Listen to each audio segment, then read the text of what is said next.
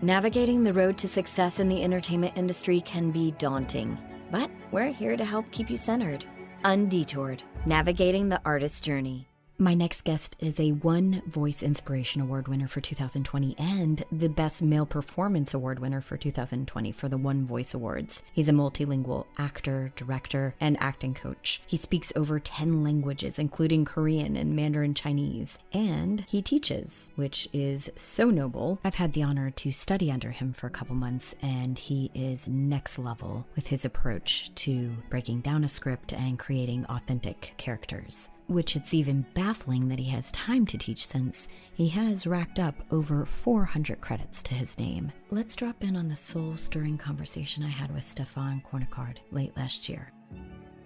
I'm so glad that all of you got to join us again in our base camp here at Undetoured, and I am so honored to welcome my friend and my mentor, Stephane Cornicard.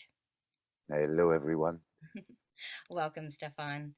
Thank you So much for taking the time to be with us here today and to share your experience of how you came to where you are in your career, which is so absolutely fascinating because you have over 400 titles now. Yeah, more or less. Yeah. In video games, yes. In advertising, I must be sort of slightly over the thousands of adverts, and because I work in a variety of fields, from sort of acting, so video games, animations, but also I'm announcing and sort of a lot of corporate identity, museum guides, anything really to do with the voice world, apart from audiobooks. I've only done about, I don't know, perhaps about 6 titles in audiobooks. It's something that I want to get more into, and mainly now that I feel sort of a bit more restful with regards to my career now. I'm not running as much as I was. Yeah, and I think that's so interesting because at the beginning of our careers, and I've talked to a lot of different successful artists such as yourself, and in the beginning they felt like it was a sprint, like they had to take all of these like really, really, even if they didn't want to do them, they had to take the jobs because they felt, oh, I've got to get this under, my resume, my CV, as you would in Europe, and Mm. now you're relaxed into it. And so I would love to just kind of go all the Go way back back. to the sandbox. I want to go back to the sandbox as a child Okay, yeah. when you were growing up. Well, And so I had, I would say I had a lovely childhood. I really did. Um, there were some clouds already on the horizon. Um, but the first sort of, those years you don't remember. mm, I think they were lovely. I really do, because I emerged from them a child full of confidence, um, full of joys of life. I was considered to be slightly magical by my family. There were some instances of things that happened, and um, incidentally, my grandmother was a witch, and I think it was in it, Normandy, right? as in Normandy, near the Mont Saint-Michel, Okay. and she was very much, she was very much into that kind of thing, and I think it sort of passed on to me, because there were several instances that the family became part of the family folklore. Like, for example, one day my mother left me so that she wouldn't have to look after me while she was doing things. She put me in the middle of a field, very near where she was sort of hanging the washing. And then when she came back to pick me up, I was covered with butterflies. Um, Thinking back, it was probably 2 butterflies, and they've multiplied over time to become this sort of legend. But it was a good childhood. And then there was the beginning, around the age of 7, of a difference, of not being quite the same as the other boys. I used to have a very, very high singing voice, like extremely high, and and it was part of my gift, as it were, and I didn't want to lose that. But at the same time, I sort of both hated and cherished my difference.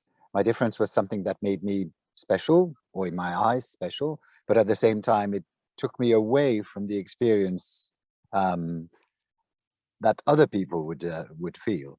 Um, I was always sort of creating shows, doing at my grandmother's house. I used to do circus with all the farm animals, and they actually, believe it or not, would stay where they were told to stay. And there are pictures going around of me in front of about 7 chicken, all perched on chairs and doing exactly what I what I wanted them to do. You know, it's Um, funny that you should say that because whenever I look at any of your social media posts, I felt like you have been an animal whisperer all your life. mm. You have this affinity for animals on a whole different level. And if you get a chance, listener, if you could please just check out Stephane Cornicard on Instagram. I mean, he has a butterfly on his nose in one. He has befriend a mangy, what is it? It's not a hyena. What is it a Oh, it's a fox. It's a fox? fox. Fox. No, Yeah, my and you little take fox. care of these animals as if like you are their shepherd, and I feel it's so They beautiful. come to me. They come to me. It's a weird thing. They come to me like not so long ago. I don't know, the last summer. Um, there was this sort of bee that kept on coming to me and sort of and wanting attention. Sort of yeah. So eventually I kept it, and it passed on, unfortunately, but it stayed with me, and it would allow itself to be petted. I mean, it was a big bumblebee, and it would love being petted. It would, like, you could see it arching its back, loving the attention and the Okay, petting. so Stefan, you know that this is not normal, right? Like no one else I in the history of I've humans. claimed my abnormality long ago. I have claimed it. I used to have a pet magpie when I was 13, 14. I had a pet. I taught it how to fly, and it used to sleep in my bedroom. And when I went to school, it used to come to school with me, then would fly off, and then would be waiting for me from when I left school, and then walk me home. It was called Pilou, Pilou Pilou. And it was, yes, yeah, I love that bird. So I've had that all my life. Um, but I think I've got that as well with people. I when I see people the first time, in their faces I see the child face that they were, and it's been with me all my life. I see, before I see the person at their age, I see the child first, and then eventually I will see them as they are now. But first, I will see their childhood self, and usually it's around the age of that that moment of loss of innocence between 5 and 7. This is what I see first, and then eventually I will see the real person, of course. But yeah, Wow. I suffer from terminal empathy. That's one of the things. But that's what makes me a good actor. Well, if I am a good actor, that's a contributing factor, I hope. I'm literally crying right now, so I No, resonate. don't. No, it's a cry of joy. So when I Oh, okay. resonate with things, I can't control it. It just happens. But Yeah, it's yeah, a good. visceral feeling, right? Right. You know, like when you resonate with someone on that level, it's like a beautiful feeling because you don't get to do that much these days, right? We're all in our Nope. phones, we're all, like right here, and we don't ever get to do this. We never This, get to yeah. have these conversations. Mm. So going forward throughout childhood, I wanted to be a poet. That was my, and I wrote poetry from the age of about 7, and I still do. And I'm now in my mid-50s, not for publication or anything, just because sometimes you can crystallize a moment in words and save it and savor it and make it everlasting for you.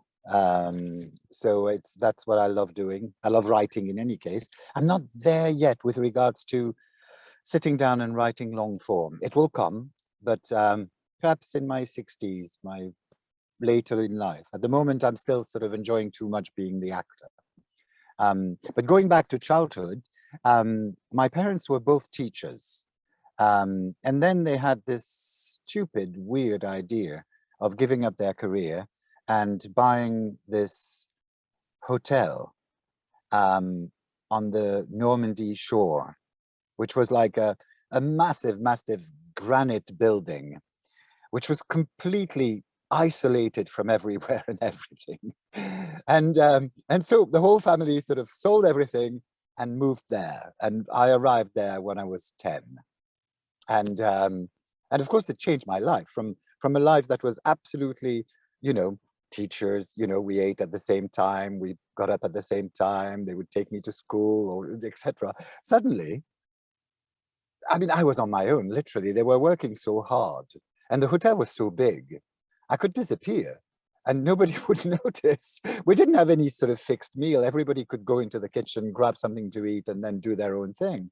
And that meant that sort of once, when I was 14, I went to a rock concert for about a week, and nobody realized I'd gone. And it's so it was a shock to the system. At the same time, I think it allowed me an incredible amount of internal life. And I absolutely adored that sort of solitude. We were in this little village called Cusqueville, on the Normandy shore, where there was 30 people in high summer. And so during the busiest period for the village, there was 30 people, and there was probably about 20 people in the middle of winter. And of course, this massive building came complete with ghosts and stories, and for a child who was sort of already quite sensitive, you can imagine what it fed. You know, it sort of it was The Shining all over, but a good Shining, Right, a good right. Shining. Yeah, no, I had the same similar experience. My parents actually moved into a very, very abnormally large estate when I was 6. So from 6 to 16, before I moved to France, I lived in this home that was 4 stories and 44 rooms, 11 fireplaces, 12 bathrooms, a cellar, tunnels, like tunnels that you could go through to Oh a yeah, yeah, lift. yeah, yeah. It was unbelievable. And when I tell people that these days, they're like, really? You live there? I would have never imagined you had that upbringing. I mean, but yeah, and I was on my own a lot because my brothers were a lot older. So again, imagination, Yeah, exactly. ghosts. They become your go-to friends, you know, the sort of imaginary friends, and the sort of the mixture.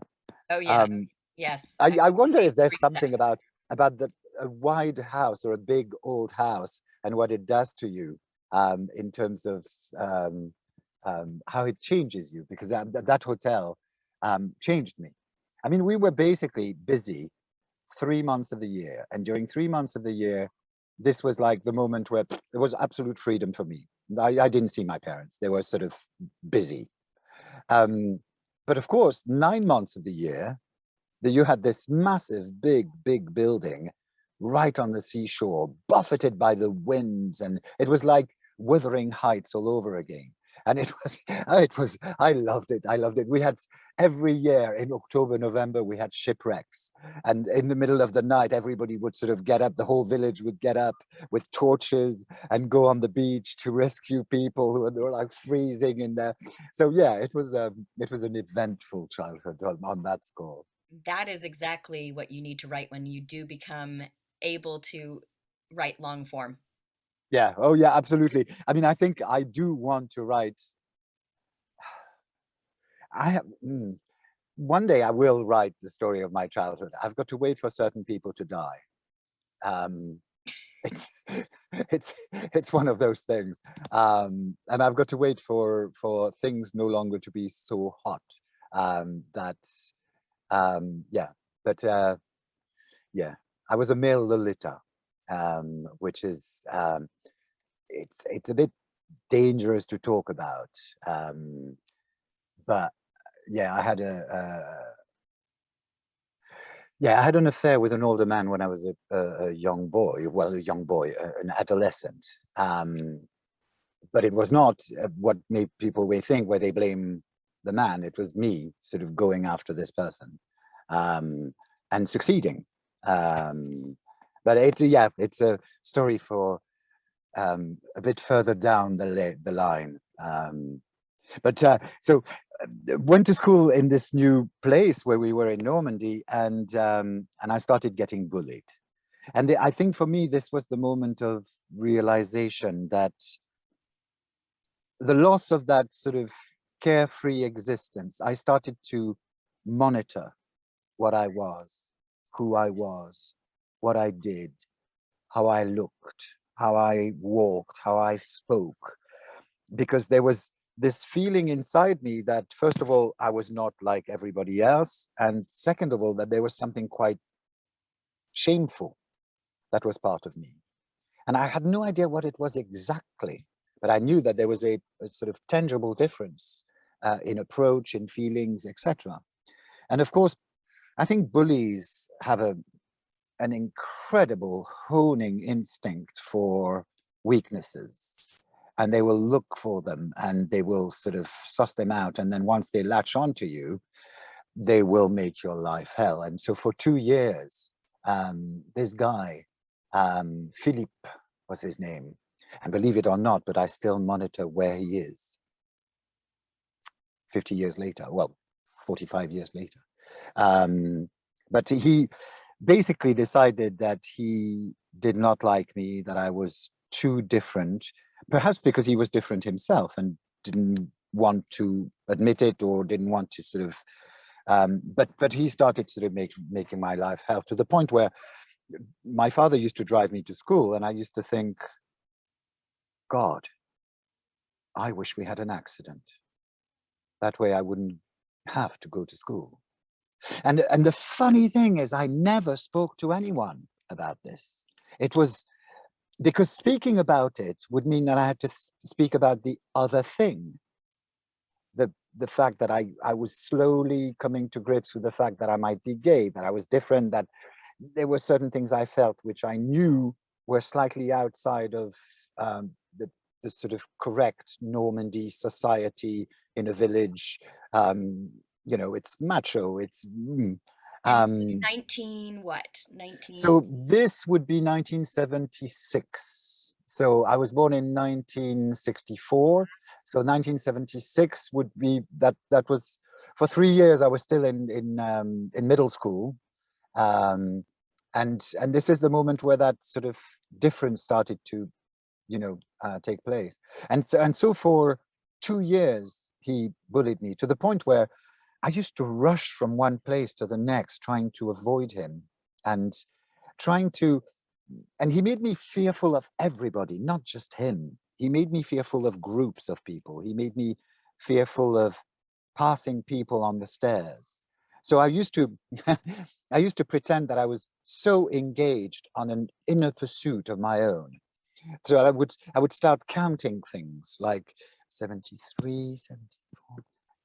And that way I was so within that they would leave me alone, because I was obviously busy doing something. What I did not realize then is that it made me look even weirder, because I was the weird kid who was constantly counting on his fingers.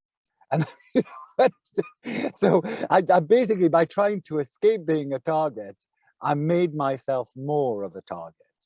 And it came to a head one day where I became friends with this guy at school. So this was 2 years down the line. I was now 14. And I met this guy who I absolutely fell in love with. I mean, you know, hook, sinker, everything, and line.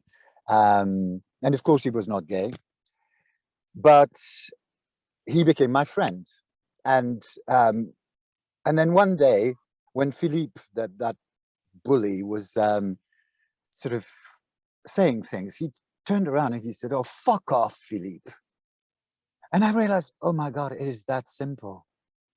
It is that simple. I can just challenge. I don't have to run. I could just challenge. So the next time he came to me and I was on my own, I said, "Oh, fuck off, Philippe." And that was it. I'd broken that sort of circle of bullying. I'd just broken it. Of course, the consequences of the bullying were with me for years. That sort of the fear of crowds, the fear of not being quite adequate, of being different, of being all that. But that was the first step towards admitting who I was and what I was. Not well, admitting, because it was, I mean, I considered it shameful at the time because I had no role models whatsoever. And it took another 2 years, and basically going into high school and discovering theater. And oh my God, that was like, oh, the world opened. There was a whole world where suddenly I fitted in, and I fitted in like a glove, because all the sort of, all the things that I had been doing whilst I was being bullied, which is basically that every morning I would decide who I would be. And okay, I'm going to be aggressive today, or today I'm going to be invisible. All the things that I tried to do in order to avoid being bullied suddenly came into their own, because I was so used to pretending whilst being me, that pretending to be somebody else was like, oh yeah, no, I can do that easily. I've done it all my life. There I am. And so, and this is where I met the first person who really, really counted in my career, and that's François David, who was then my theater teacher, my French teacher, well, literature teacher, but was also a published author, and he saw me immediately. He saw me and saw what I was, and he very gently made me aware. And that was, and I will forever be thankful to him, because he made me aware of various things, of who I was, of what my sexuality was, and who I would become, but also of the talent that I had. And my mother went to see him one day saying, Monsieur David, Stephane has to stop theater. His grades are not good enough. He has to stop theater. And he turned around and he said, I think Stephane should stop school and concentrate on theater. And that, coming from a teacher, it made my mother realize how, yeah, this was my path, and so on. And I talk a lot, don't I? well, I this is beautiful, and I love that because I feel like high school drama teachers should probably be triple paid, because there's so many stories of people, oh including myself, that found themselves in this group of misfits, didn't know who they were, and yeah. found their tribe within that one theater class or those productions that they got to do a couple times a year in high Mm, school. You know, they mm, just didn't have a way before that. So I think it's beautiful that you were able yeah. to kind of come into your own. And so at that point, did you really fully embrace it? Were you able to embrace it Uh, at that point? Did you work the all gay aspect of my life, you mean? Yeah, it took. I was 16, and then suddenly it came out. It came out first to my best friend, Christine Asne, who is now a theater teacher, and who I've kept in touch, and who was my soulmate, my sister, the love of my life, but an impossible love. So we turned it into the most beautiful friendship. Um, and Well, so I love told is her love, first. right? Like Sorry. it doesn't have to have a label. Love is just love, right? Love is just love. That's true. But when you're 16, you still try to fit in. You still try to sort of abide by the labels that society put on things.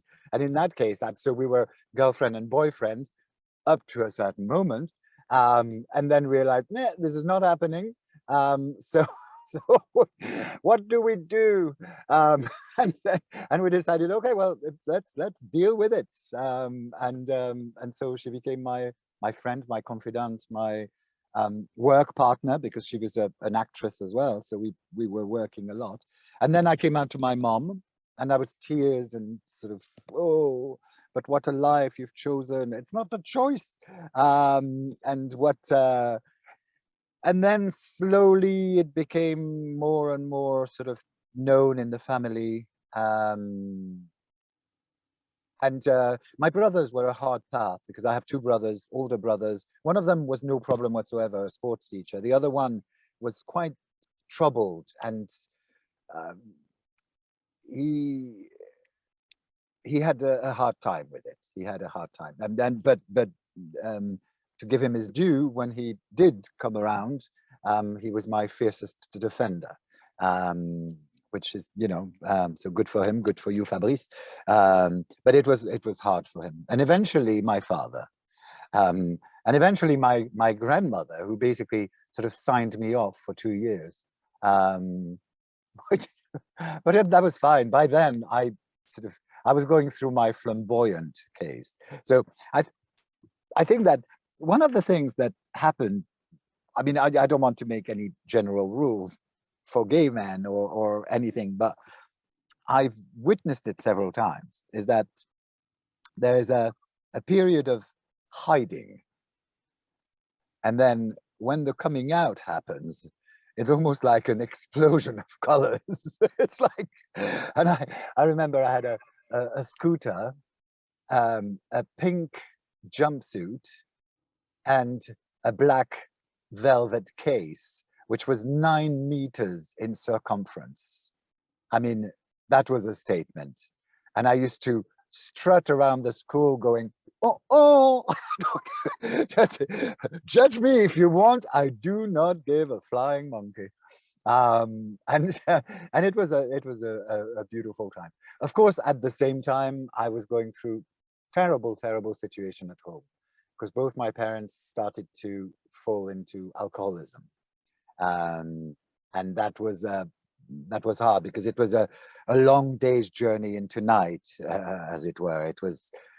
It took years and years, and they eventually both passed away from it. But they never admitted it. Never sort of admitted to themselves or to other people that they had a problem. Even though they were confronted with it, and from the hiding of bottles and the bewitching hour, sort of, which came earlier and earlier, when suddenly the personality changed, and they became nasty. They just became nasty. And at first it was like sort of 8 o'clock in the evening, and then it became 6 o'clock, and then became 4 o'clock, and then it became most weekends, and then earlier and earlier, where everything became bigger. The arguments became bigger. The reproaches became bigger. Any bout of sadness became huge, and sort of doors slamming and everything. So why what you said about theater really resonated with me, with that family that we create ourselves, because then suddenly this family was no longer working. It was not, it was dysfunctional, absolutely dysfunctional. And so therefore I sort of went almost to live with Christine. I used to spend like 2 nights, 3 nights a week. I would stay at her place with her parents, who were very, very normal and very straight. And that was such a relief after the sort of drama that was happening in my in my family. But theater and the theater group became, oh my God, my buddies, my friends, my people who understand me, and who I can understand.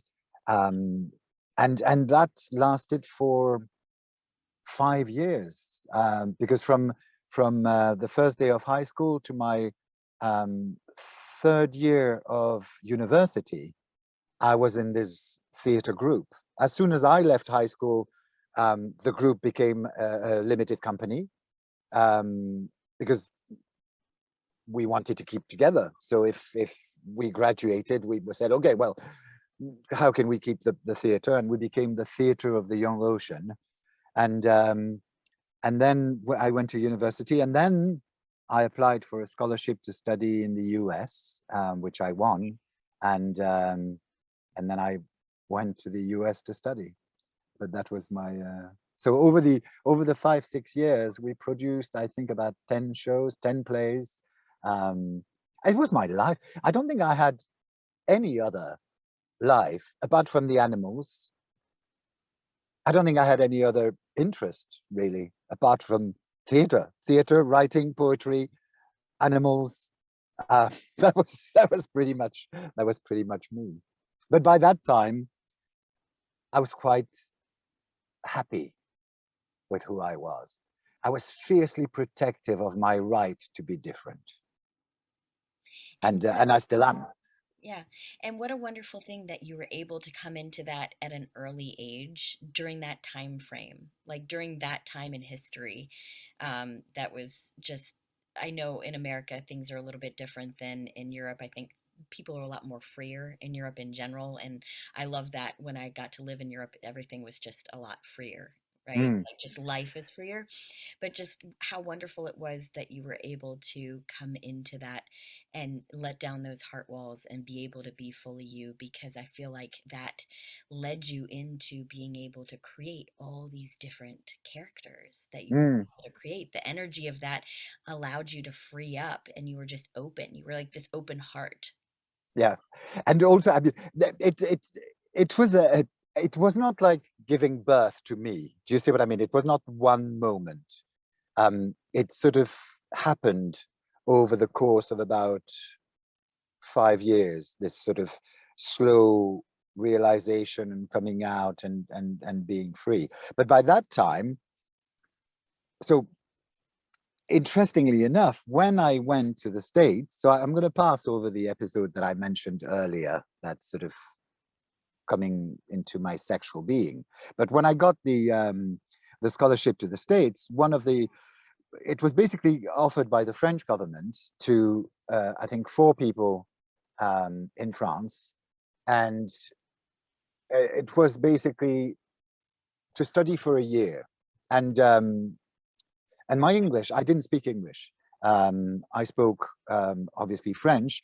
I had studied German as a first language and Spanish, so my English was pretty non-existent. It was not very good, but I still sort of won the contest on the strength of the other um, essays and conversations that I had had. But of course, so when I arrived in the States, they said, you cannot go straight into university because you won't understand a thing.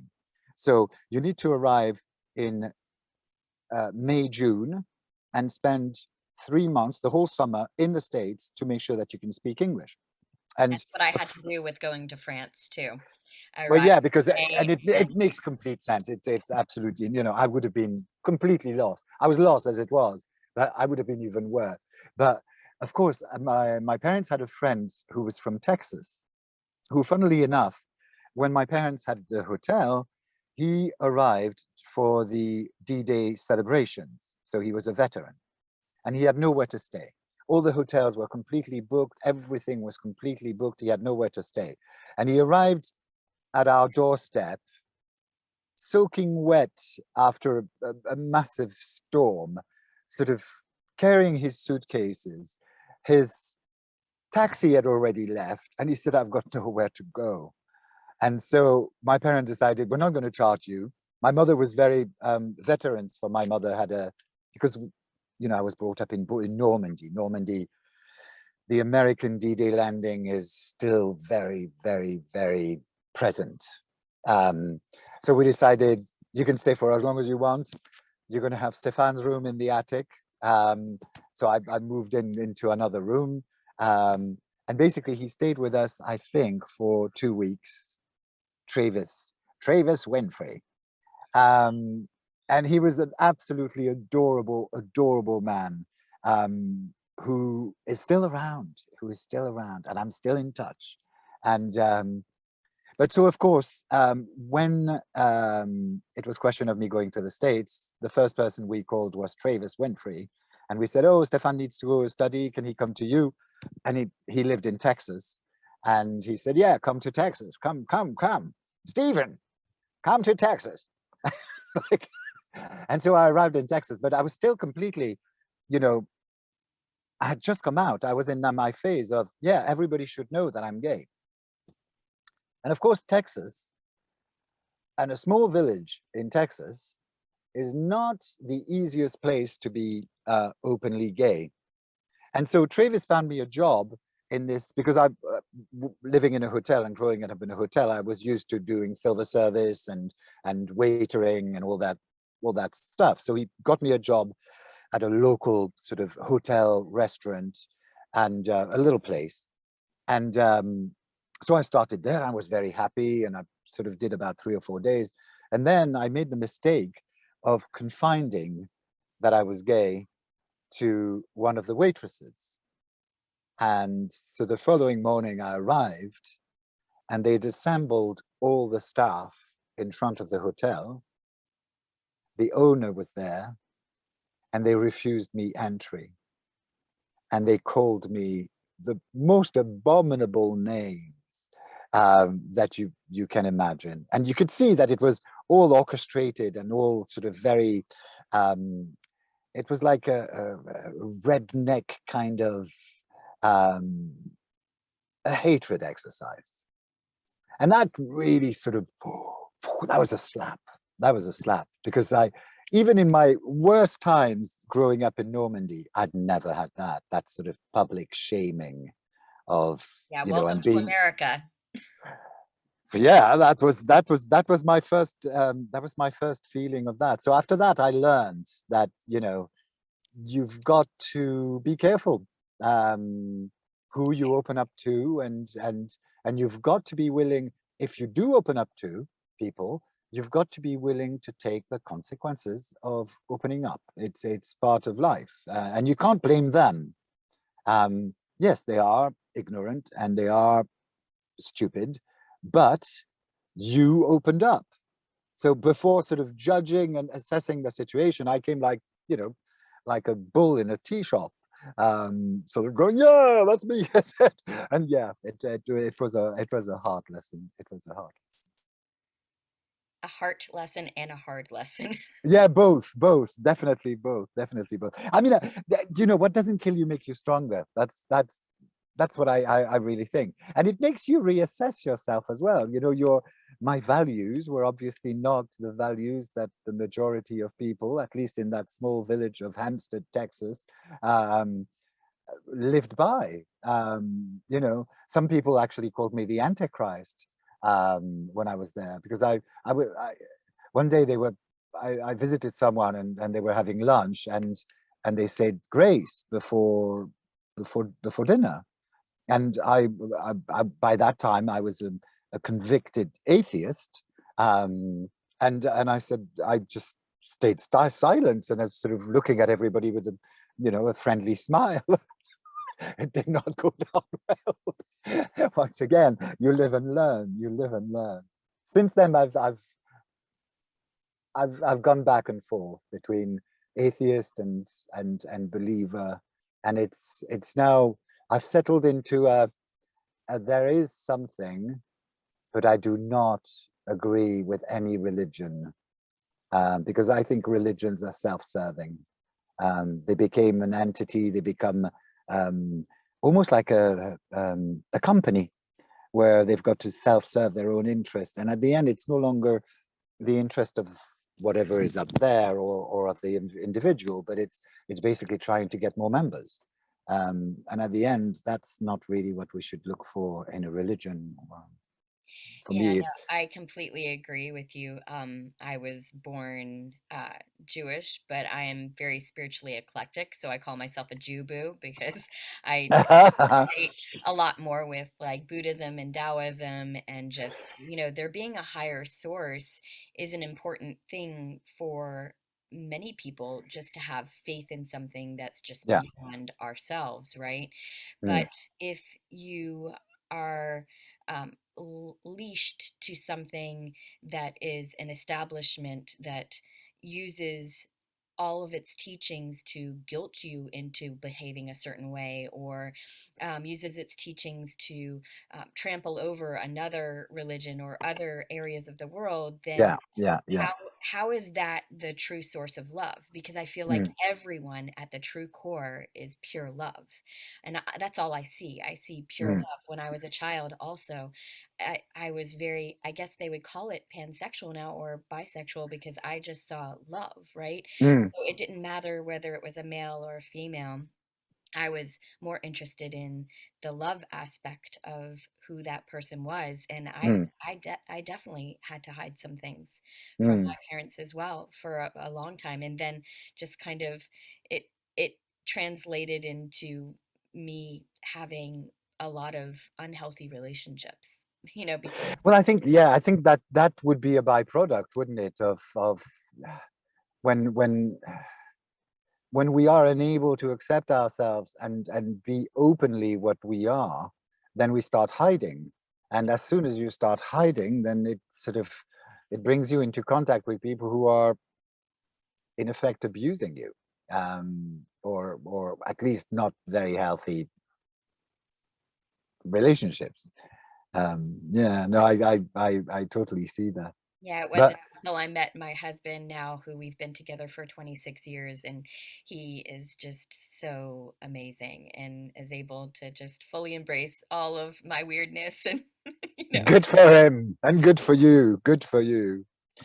Um, the Going back to that sort of higher power, you know, we were talking just before the start of the interview about sort of uh, connecting to that higher power and being able to create opportunities and to manifest things that we want.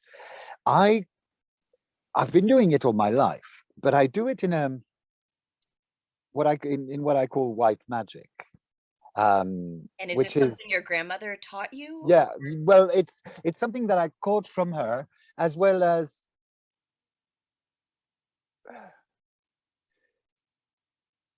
you can create rituals for yourself which allow you to obtain what you really desire. I mean, I'm the first one to say you've got to be very careful about what you desire. Um, be careful about your wishes, because they can very easily turn against what you really, really want. But for example, I was looking for this little house recently. I wanted to buy a little farm in Normandy.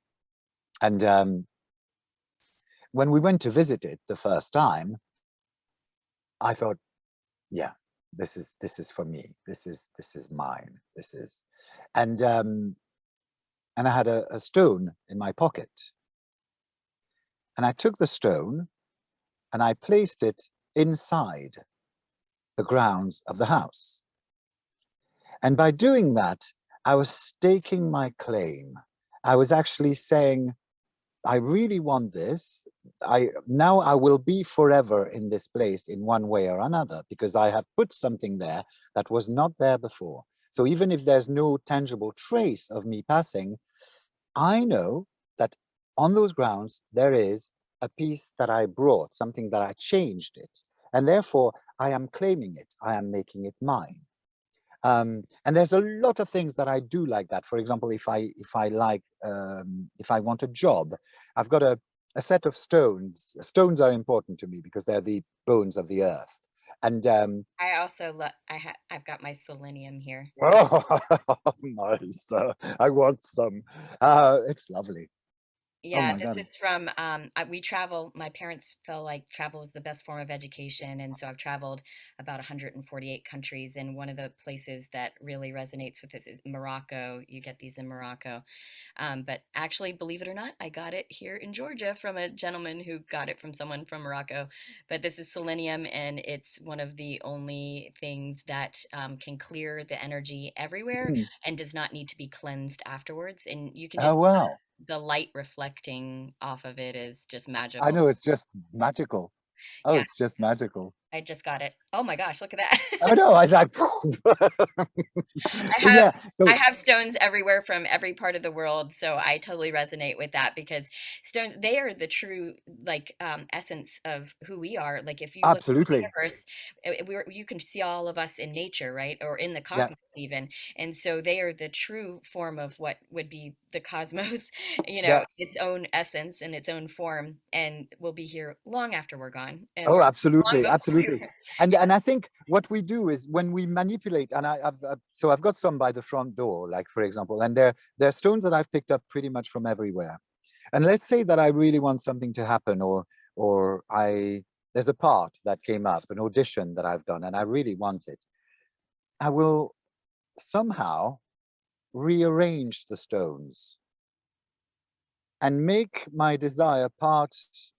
It sounds completely wacky when you say it like that, but in fact it works for me because it's almost like a focusing exercise of sort of going within and really being clear about what it is that I want with the universe, and saying, well, yeah, you know, and therefore I am moving this here, and this looks better here, and that looks better here. And it's like I'm making almost a picture of the now with my desires, and touch wood, I, I've been successful. You know what I mean? So whether it is that, or whether it is just pure luck, I think it's a bit of both. It's a bit of the sort of the manifesting of things, the sort of, and when I say be careful what you desire, some years ago I was in another relationship which lasted about 11 years, and it was, the relationship was sort of stalling. It was sort of coming to an end, and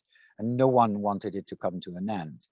And then Alex, that was his name, started to become ill, and he lost a lot of weight, and he was very grumpy all the time. Our relationship was awful and sort of toxic, and I kept on saying, but go to the doctor. You know, you're obviously not well. You're losing weight, and you're, you know. He said, no, I've been to the doctor. They know what it is. It's such and such. And he was a psychoanalyst, so, you know, someone who is in the medical profession, and therefore. And then he kept on deteriorating. And then we went on a holiday by the sea. And I always think that being by the sea is a very potent place. It's yeah. It's a frontier between the sea and the land. It's like, and I made a wish. I made a wish with regards to that relationship, and I said I wanted to stop. I wanted to be over. And 2 weeks later, Alex was dead. And of course, I carried that. The fact that he was ill before, and the fact that in fact he was suffering from, he developed AIDS and died of AIDS, made it, it's still, I'd wished for it to end. And I'd actually wished for it. I did magic. I was on the beach. I was talking to the wind. I was asking it to make it stop. So that's why I said, be careful what you wish for, because sometimes you can wish something and it will happen, but not at all in the way that you want. And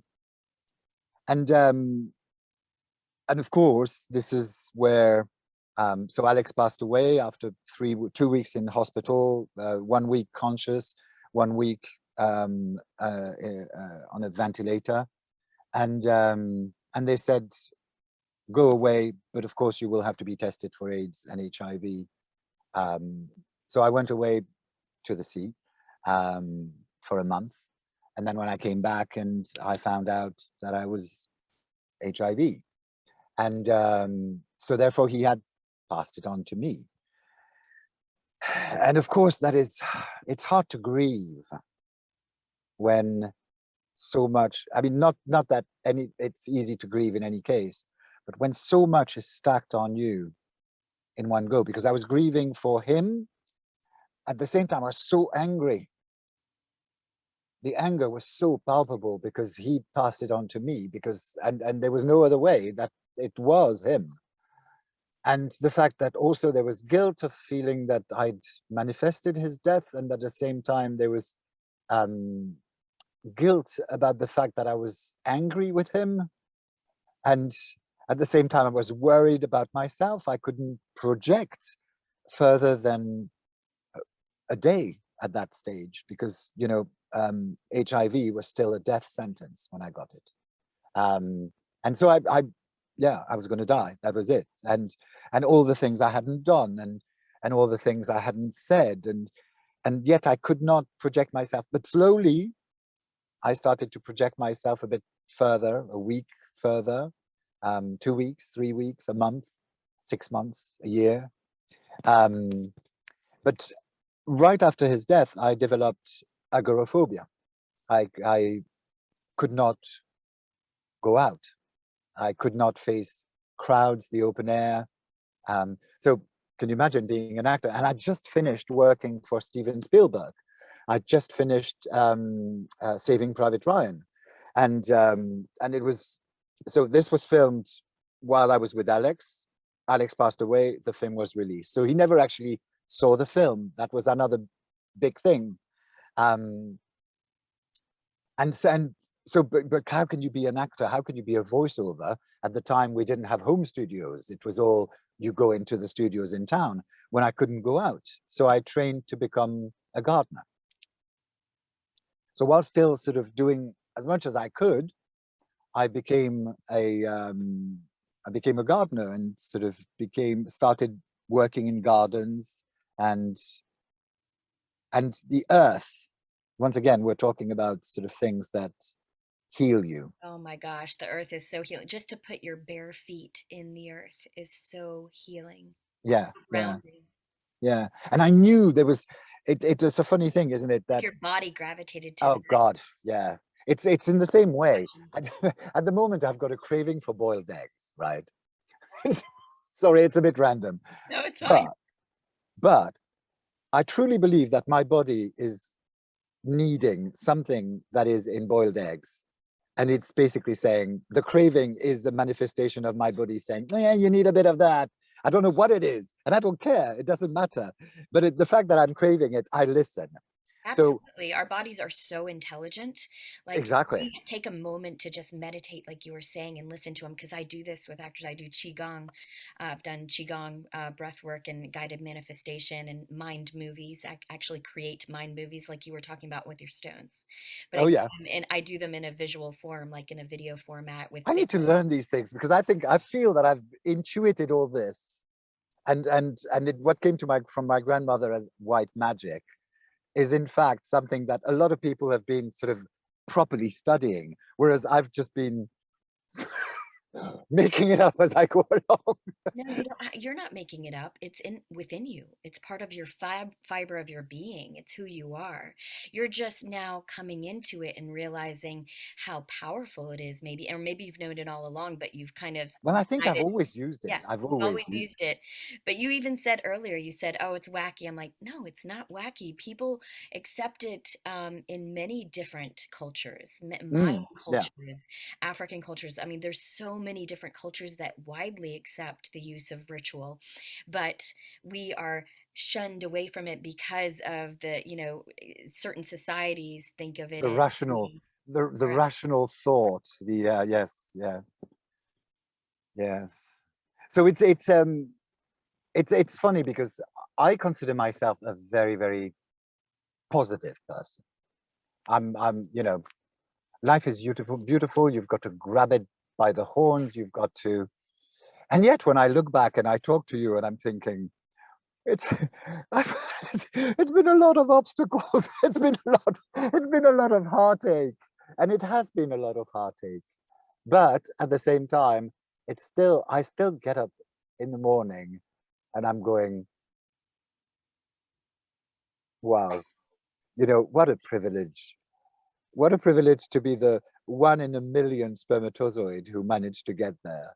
What, what a privilege to be the 1 in 1,000s who didn't die in childbirth or in childhood and managed to get to 56. If I'd been born in, let's say, well, 1890s, so I would have been 20 during the First World War, and the life expectancy for men was about 29.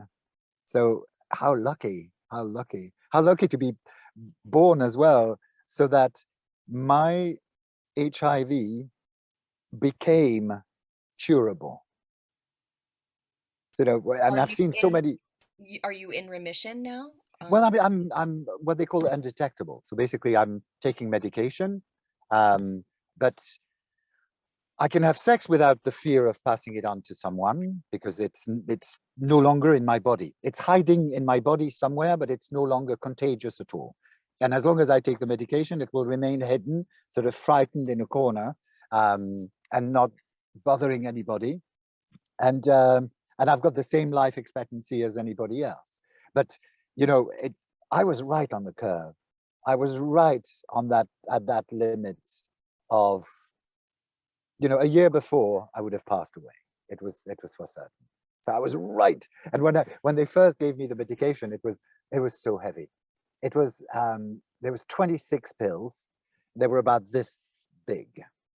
They had to be kept in a fridge, and you had to take 26 a day. So it was 8 morning, 8 lunchtime, 8 dinner, and you had to because you had to keep them in a fridge, because they would sort of turn and become really sort of foul tasting. You couldn't go on holiday. You couldn't go traveling more than a day away because unless you had like an ice box with you, and of course the side effects was that you would lose the feeling in your legs suddenly in the middle of nowhere. So you were walking down the street and suddenly bloop, you would fall. Or I mean, the side effects were like the nausea and all that. And yet, here I am. Do you know what I mean? It's like, yeah, in your face. You know, I think it almost has to be because of the amount of love that you have, though. I feel like the heart center, like this chakra right here, tends to like override everything if it's fed the right things and, given the opportunity to express itself. And I feel like, all the love that you give to your students as well as you give to your work and people around you, I feel like that is the best medicine that you could possibly have. I agree. And it's a funny thing because I'm starting to believe, because so many people have said it, that there is some sort of radiation that comes out of me. It And is. I'm and I do love people. And I genuinely can say that I there's nobody that I do not want the best for.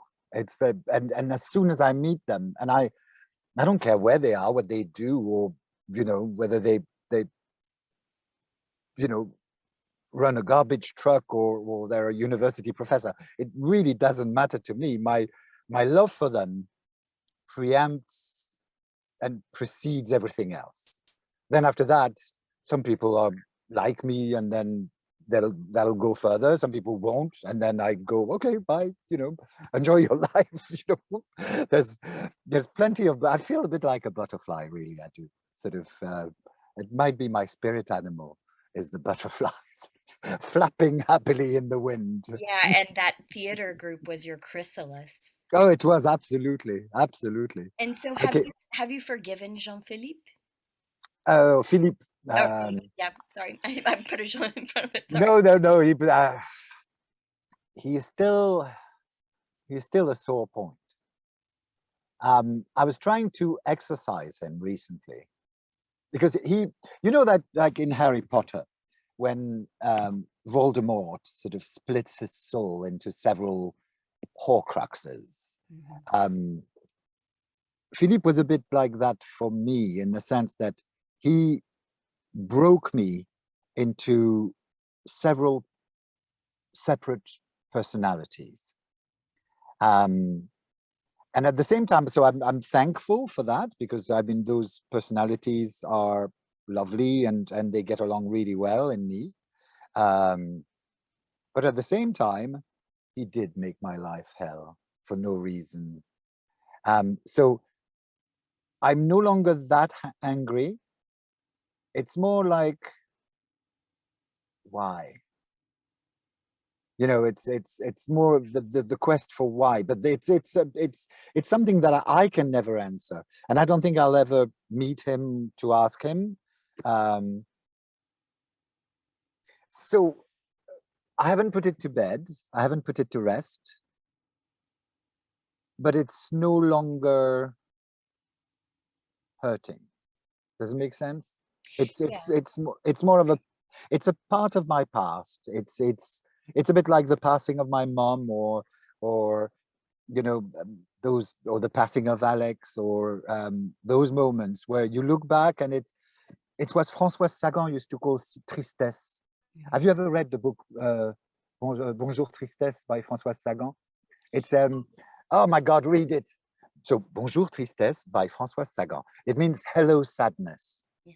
And it's that it's the exploration of that sort of elusive feeling, which is not, it's not quite sadness, tristesse. It's a very, very French thing. It's both, it's bittersweet, it's soft, it's almost like a feeling of cotton, but of sad cotton, of a cotton that wished it was different. The Do you see what I mean? So it's a soft feeling. It's very elusive. It's very.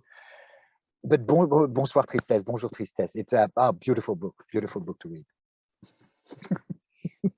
So I wonder though, if you were to do one of your rituals or whatever it is that you would resonate with you in the forgiveness of Philippe, what more would come in for you? What more greatness and joy and I don't know. I just wonder like the It is definitely worth thinking about. so there's a lady here in the United States, Marianne Williamson, and she does this course on everyday miracles. And I actually had a very difficult time having a child. We were given 0.005 chance. I've talked about this before on this series, and 0.0005 chance of ever having kids naturally. And one of the No. yeah, and one of the things I did was I watched her course on everyday miracles on forgiveness, and it was forgiving yourself as well as others, because that's sometimes the hardest thing is forgiving yourself as Mm, well. mm. And I did that. I meditated in front of the Dalai Lama for like 4 hours when he came into town. I volunteered for him a couple times for His Holiness. And I also listened to a lot of Wayne Dyer on changing your thoughts and changing your reality through the Tao Te Ching, which is, the ancient book of the Tao Te Ching.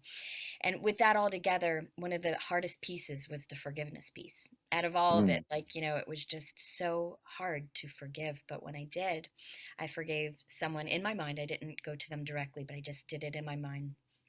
Wrote a letter out, gave it a physical thing, right? I gave it a Mm. physical, even though I didn't send it to that person, I gave it a physical thing. Yeah. You And materialized it. Yeah. yeah, and after that, we were right after that given an IVF session for free from a doctor. And within days of starting the IVF, one day of starting the IVF, I found out I was pregnant supernaturally with twins. Mm. See, I've that well, that is it. Absolutely incredible. But I've Eight years, tried to, 8 years of marriage and nothing, no, and then nothing, yeah. and forgiveness. See, I've tried to. What I've done is I've started a one-man play Mm. where I take on all the personalities that split when I was bullied. So there's the poet, there's Marilyn, there's and there's loads of personalities. Yeah, I And think we read that, didn't we? We read yes, it we in one did. of your first webinars. Yeah, yeah. Yes, That we was did. really, We really did. cool, actually. Really cool. It's quite, but you see, it's unfinished because the whole premise of it is that this person or these multiple personalities have kidnapped Philippe, and Philippe is now in the basement, tied up, and they are trying to decide what they're going to do with him. And I don't know yet, and it's not finished, and it's not. So maybe that's what I need to do is I think forgive. that's what you need to do. I feel Yeah. like you need to really take a good chunk of time and dedicate to that piece. And then that's your long form that you wanted to write, right? Yes. You No. got Absolutely. you got two things happening at the So, same time. You got yes. your I forgiveness sort of. and you No. Absolutely. Absolutely. It's a date. I'm doing it. I'm doing it. I love that. So that's going to be, see, that's already healing. That's the fact that, to be honest, I could not speak about the bullying until about 6 years ago. Mm. So it took until the time that I was in my sort of late 40s to be able to admit to myself that I'd been bullied, and to admit to other people, to speak about it and say this was what I suffered. Also because there was no name for it in French. You know, bullying was a name in English. In France, it's just come out now that people are talking about it, and it's now called harcèlement. But it didn't have a name before. It didn't have a name. So you were roughed up at school. Yeah, well, that was part of school. There was no, you know, it was part of the experience. No, because some people experienced it in a very, very negative way, and therefore they need, you know, they need that closure. Yeah, So important, the closure part of it is yeah. so important for our souls, because I feel like we have this small crack, right? If Mm. it's just, it's there, it's inconceivable, and you still are able to create all these amazing characters and do everything you need to do, and create that heart flow like you've been doing, but there's this small crack that just seeps out, just Yeah, oh, absolutely, absolutely. And and and and I think, I mean, I think healing is a lifelong thing as well. I know, you know, healing is, you do it over the length, over the time period that you're given, so that hopefully just before you go, everything is resolved. Um, that's very Buddhist. it is, but it is, yeah, yeah, yeah, yeah, yeah. But I try to live by it. I really try to live by it. I try to manifest, I try to forgive, I try to put more love into it than I will receive, because it's, yeah, it's nice. It's it's just nice to love people, you know, it's just nice. It's just But that's what we were supposed to do, right? That's why we were put here, I feel, on earth by whatever higher source, is to share our essence and to share our love and to mm, help teach others to do the same.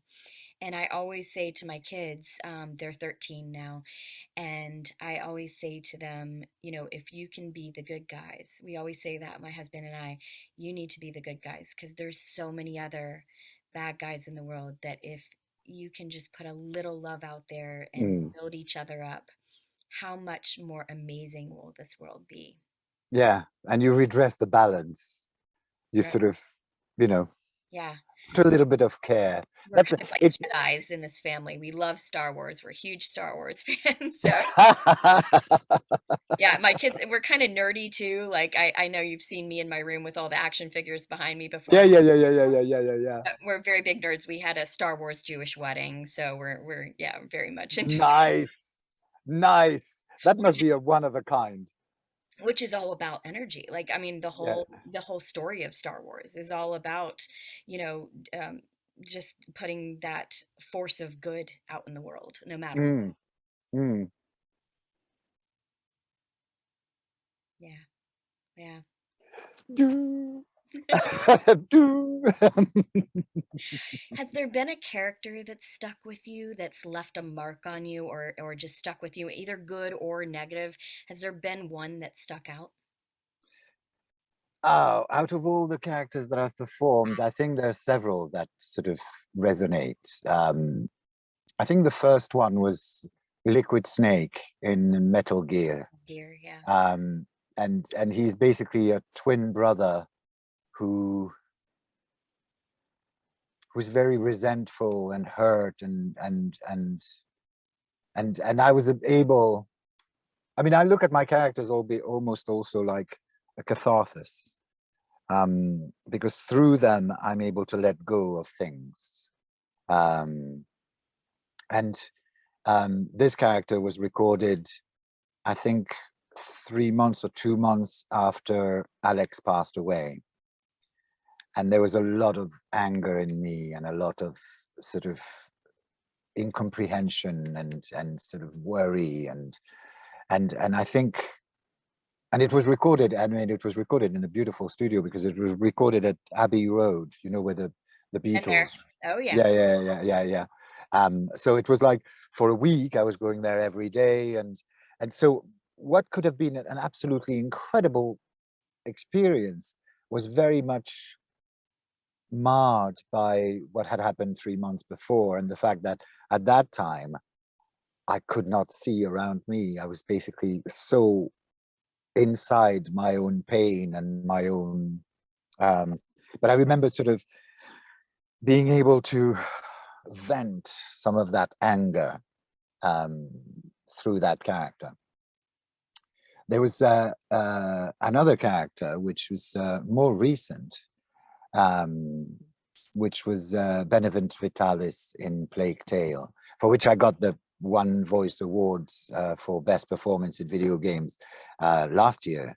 And he is basically someone who feels that his mission is more important than anything else around him. So he's willing to make people suffer and make himself suffer for the greater good. And this sort of abnegation, this sort of willingness to go through the fire really resonated with me. It's probably why I got the award, because I mean, so much went in that character of my own sort of, no, I wouldn't call them inner demons, but the things that I know are there, they're under control. But it's good from time to time to be able to let them out and give them a voice. Do you see what I mean? It's almost like it's a what do you call it when someone is possessed?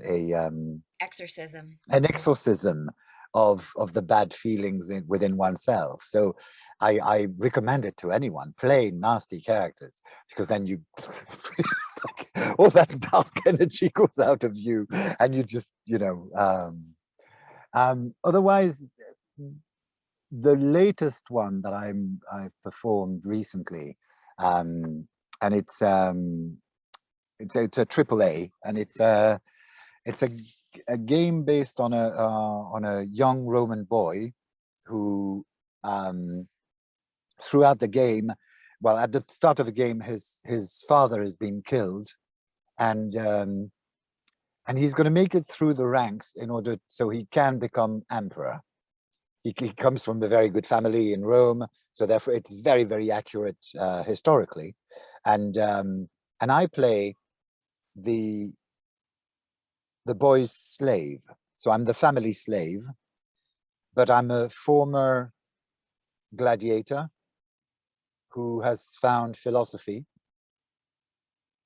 And I'm basically a father figure for the boy all through the game. I advise, I help him, I train him, I make him stronger, I make him, and that character really, really, I mean, I think it was 25 hours of recording. So, I mean, we're talking, I mean, these characters are big. They're like, you know, games are big in any case in terms of character, but these are big, big, big, big characters. And there was something in him that really resonated with me. The surrogate son is something that, because I never had children myself, is something that I've felt a lot for other people's children. And that character resonated with me, the one who is there, who's not the father figure, but he's perhaps more approachable because he's not the father. He doesn't carry all that background of, you know, and I've been that a lot for a lot of my friends' children and for my nieces and nephews. I've been the sort of the wacky uncle who you can tell anything to, will never judge you, and will always have your back. So I could not be a good father. So I decided to be a good uncle and godfather. And yeah, and I've been, I think so. They tell me I have. I was always very concerned with all of them of making sure that they had incredible memories. And that the events where we met, the moments where we met, something happened to make it memorable for the rest of their lives. And I think I have succeeded, because every time, I mean, I met quite a few of them recently at my niece's wedding, and they kept on talking about several moments, like, for example, when they were 9 or 10, and I did a treasure hunt in a cemetery at midnight. Oh, that sounds And so they, fun. oh, it was absolutely amazing. It was, I mean, we were very respectful of, you know, where we were, but I think for them, it was like and they kept on during that when we sat down at the wedding. They said, "I will never forget that. It is part of the excitement of it, the sort of waking up at the time and sort of, and that is has become magical." So I if there's one thing that I like to bring to people is that it's a little bit of magic, a little bit of that memorable, something that will never die until they die. Sort of, you know, it stays there. You're definitely a light worker for sure. Yeah, I'm good. And maybe part unicorn. Maybe part unicorn. I wouldn't mind. Yeah, I can claim my unicorn bits. I love it. This has been so illuminating and I think like cleansing too. I hope for you. I hope this Oh, absolutely. I think it's I come out of it with a very joyous heart, a very sort of yeah. too. And it's, to be honest, I think it's good to talk about these things. I think it's, we are too often taught not to confront our feelings. I mean, that's one thing I teach. You know, your feelings are your toolbox as an actor. Absolutely. So if you're unable to delve into them and to observe them and feel them and accept the pain, accept the tristesse, accept the sorrow, accept the joy, accept the amazement at life in general, and the ability to capture every magical moment there is and share it, then you can't be an actor, because that's what acting is all about. It's feelings and emotions and all that. So yeah, I think it was a cleansing experience, and it's sort of, it's interesting also to think what elements of the entirety of my life I've chosen to speak about. That is also an interesting bit. You know what I mean? It's that, because there are so many other bits that I just completely kept silent, um, until it's time to ta-da them uh, to the world. Well, maybe we need to have another talk We later on. need to have another talk. Give me a couple of years though, because Yeah. I'm still working. I'm still working through through that. It's funny that you said how important those things are for the actor's toolbox, and I always think of it as this. It's like approaching anything with a beginner's mind, Mm, with that childlike energy that you're in that sandbox and you're yeah. playing Mm, and you're able to look at the world with wonderment. And the mm, only way that you can do that usually is, being around a lot of kids so you can see how they are able to look at the world in this just illuminating way that we mm. wouldn't as jaded adults. So I'm sure your nieces and nephews are just as a magical experience for you as you are for them. Oh, absolutely, absolutely. Every time we get together, it's like, but I've got the same with my brothers. It's that sort of, in many ways, because my parents are both dead now. My family is my, I would say, cocoon is not quite right, but it's a source of resourcing. It's a fountain of resources. If I go, for example, and I've got the same with certain places, like my family is really comes really from the Mont Saint Michel, that sort of magical area of France where it's a border of a lot of places. If there is an access to a magical realm, I think it will be there. It's not Really? very far from the forest of Brocéliande. It's, you know, it's that magical place. If you've never been to the Mont Saint Michel, I make sure you haven't. go. So it's It's like a, an epicenter of energy, like there. yes, it's basically, you will have seen some pictures of it. Let me we'll end on a lovely picture of the Mont Saint Michel, if you don't mind. Yeah, I'll conjure one up. Um, and people will recognize it because it's almost like it's like a Disney castle in the sea. Oh, wow. Very So Atlantis kind of feel to it. yeah, can I share my screen I think or so. Yes, I believe you can now. Oh, wow. oh, where did it go? I've just opened it, but it's struggling a little bit. It will come back. There, that is the Mont Saint-Michel. Wow. This. So basically, it's a um, how would you say it? It's an island which sort of goes when the sea recedes. You can go there on foot, but it's when the sea is up, when the tide is up, then it becomes a complete island. What are they doing? It's a stamp a day. I was trying to find a nice picture. So this is where it is. You see, it's in the bay of the Mont Saint-Michel, Mm. and the little farm that I've bought is here. So you can see the Mont Saint-Michel So from it. how far are you from there? From the Mont Saint-Michel itself, Yes. oh, about 2 kilometers. Oh, not far at all. Okay. Oh, not far at all. No, no, no, no. And that's because my family has been there since the I think 13th or 14th century. So it really is, and it's yeah, it's a source of energy that is absolutely incredible.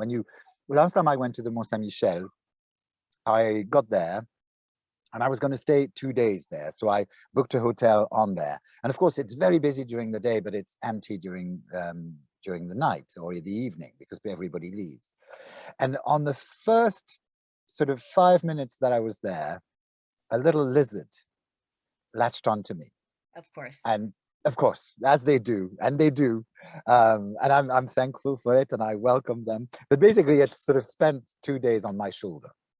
And it slept in the room with me, and it's and I let it go on the last day because it belongs to the Mont Saint-Michel. It doesn't belong to me, but it's you should go there. You should definitely, if you as you are obviously in touch with energies. It is one of the places where you'll feel the light itself is just out of this world.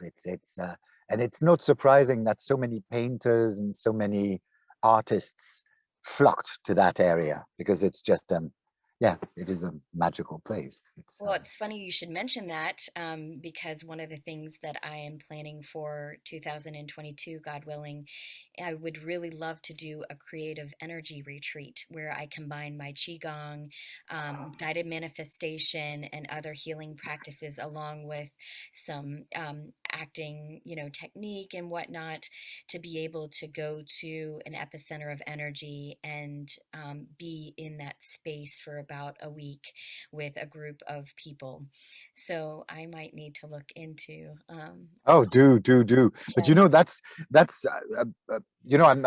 I don't know if I mentioned it, but I'm looking to buy a chateau.